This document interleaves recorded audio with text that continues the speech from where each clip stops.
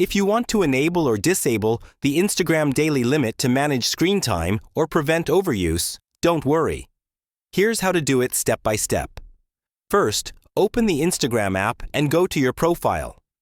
Tap the hamburger menu, Editor, in the top right corner and select your activity. Next, tap Time Spent. This shows your daily average and usage statistics. Now, select Set Daily Reminder. Here, you can enable a daily limit by choosing the amount of time you want to spend on Instagram each day. After that, confirm your selection. Instagram will now send a notification when you reach your daily limit.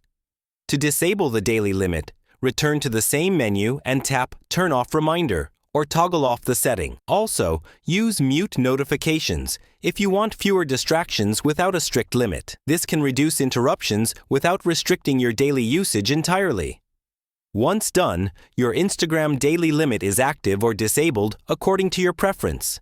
If this tutorial saved you time, like the video, subscribe to LearnBase, and ask your next question below.